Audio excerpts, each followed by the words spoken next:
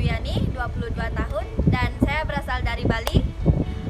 Ini adalah kontrak kedua saya sebagai waitress. Alasanku kerja ke kapal pesiar karena ini adalah cita-citaku dari sejak SD, dan impian mama juga karena mama mau salah satu dari anaknya kerja ke kapal. Jadi benefit yang aku dapetin selama kerja di kapal adalah tentunya pertama salary. Di kontrak pertamaku, aku bisa bawa pulang uang 100 juta lebih. Tapi dengan catatan, baik hati, rajin menabung dan tidak sombong. Kedua, kita bisa jalan-jalan ke luar negeri, keliling dunia, dan itu secara gratis tanpa bayar. Dan yang ketiga, makan gratis, tidur gratis, air gratis juga, listrik gratis, dan uniform ada yang nyuciin juga. Yang keempat, kita jadi punya banyak teman, dan itu nggak dari Indonesia doang, dari berbagai mancanegara. Dan kita juga bisa tahu gimana kebudayaan mereka, dan kita juga bisa belajar bahasanya mereka. Sekarang aku mau ceritain sedikit aja tentang pengalaman aku waktu first kontrak itu kayak gimana.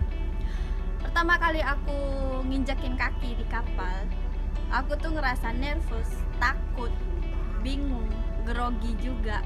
Karena aku tuh nggak tahu dalam kapal itu kayak gimana, ini apa namanya, ini tempat apa namanya, itu buat apa. Tapi ada orang yang guide kita di sana buat ngajak kita keliling di kapal, buat ngenalin di dalam kapal itu kayak gimana dan nama-nama tempatnya tuh apa dan buat apa.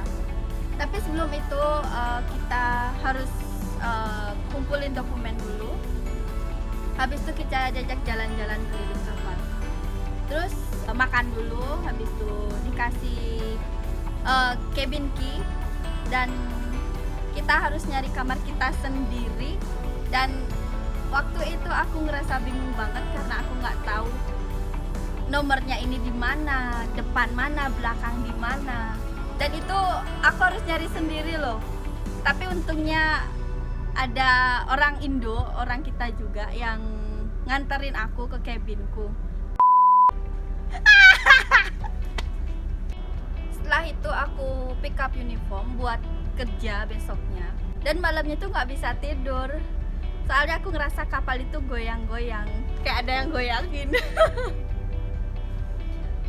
Tapi jujur waktu malam pertama aku tidur di kapal itu nggak bisa tidur karena soalnya aku mikir kerjaan aku besok gimana, aku kerja sama siapa, dan kerjanya itu kayak gimana aku belum tahu.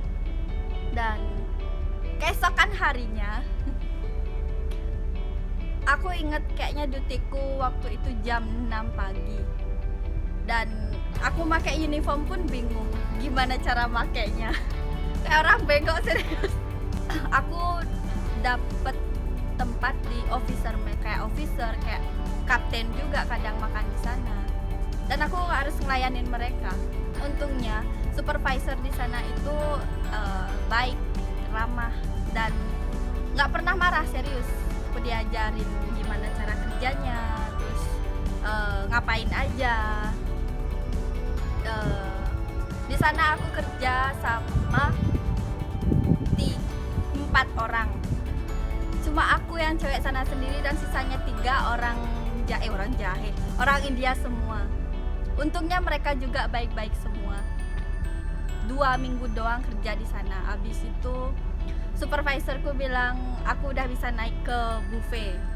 Buffet itu tempat passenger makan, tapi servisnya dia ngambil makanan sendiri, tapi kita cuma clear upin piringnya doang, yang piring-piringnya kotor doang. Dan itu juga pun aku ngerasa nervous juga sebelum aku naik ke buffet, soalnya aku juga nggak tahu di sana kerjanya kayak gimana. Dan tentunya juga akan banyak senior di sana. Dan aku takut dimarahin juga nanti, soalnya aku nggak tahu kerjaan. Tapi untungnya mereka semua baik-baik. Sejauh ini baik, sejauh ini sih. Kenapa aku bisa naik ke restoran? Karena first matter dia. Karena dia aku bisa naik ke restoran dan aku ditaruh di suite area itu khusus buat orang-orang yang dia bayarnya lebih. Mungkin aku kerja di sana cuma 2 mingguan. Dan itu pun juga aku bingung, sempat juga aku dimarahin di sana karena aku nggak tahu kerjaan.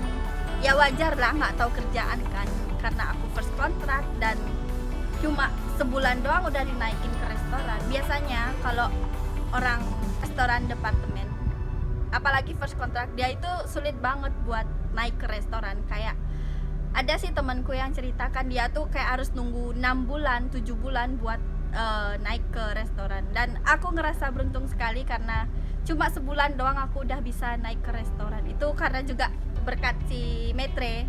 Setelah di restoran cuma 2 minggu, Metre nyuruh aku kerja buat jadi sekretarisnya. Kenapa dia milih aku?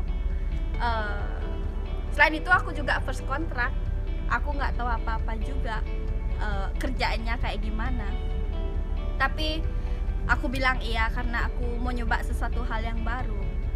Dan aku ngerasa juga lah ada orang yang iri sama aku karena aku first kontrak. Karena udah ada yang kayak 5 kontrak, 6 kontrak, 3 kontrak. Kenapa nggak dia disuruh, kenapa aku yang first kontrak? Sempet sih ngerasa sedih, kayak ada yang julid aku. Julid ya, kayak ada yang iri, kayak ada yang ngomongin. Tapi I don't care, aku pengen yang ngerasain gimana kerja di restoran yang punya station. Terus aku pengen dan juga ngerasain gimana caranya bawa tray yang bawa piringnya banyak, 12 piring. Kira-kira setelah 3 mingguan aku handle station, aku udah mulai nyaman, aku udah mulai ngerti gimana karakternya si passenger. Terus aku diajakin join buat jadi dancer di restoran karena hampir tiap harinya kita ngasih performance ke passenger yang makan di restoran. Dan semenjak aku join jadi dancer, aku enjoy banget sama kerjaanku di kapal karena aku dapat good life. Kerjaan aku nggak terlalu berat, aku punya station cuma breakfast dan lunch doang.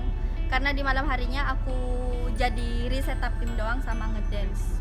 Ada juga nih yang bikin aku seneng karena mungkin bukan tiap port sih, kadang si Metre juga ngasih kita lunch off dan kita bisa keluar jalan-jalan dengan kita nggak kejar-kejaran sama waktu. Aku ngerasa bersyukur, beruntung dan bahagia banget karena 2 bulan sebelum aku pulang aku dapat promote ke posisi aku yang baru dari FB attendant ke F&B server.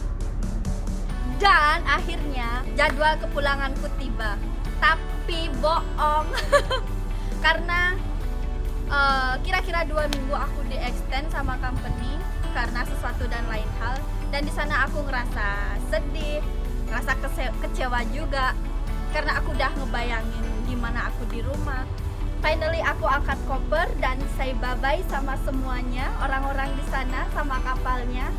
Dan aku berterima kasih banget sama semua orang-orang di sana yang udah support aku.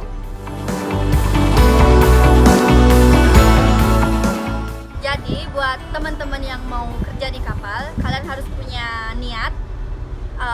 Niat kalian tuh apa mau kerja di kapal. Yang kedua adalah mental. Kalian harus siapin mental kalian sebelum kerja di kapal. Yang ketiga, kalian harus punya tujuan. Tujuan kalian apa? Seperti membagikan orang tua kalian, nyari jodoh. Jadi teman-teman selalu jaga kesehatan karena kesehatan itu nomor 1. Dan semangat ngurusin dokumennya karena pandemik ini akan segera berakhir. Yang terakhir, the most important thing is don't forget to follow my IG account Dina Duyani. Nah teman-teman, itulah sedikit cerita pengalamanku di kontrak pertamaku. Semoga kalian terinspirasi dan aku tunggu kalian di kontrak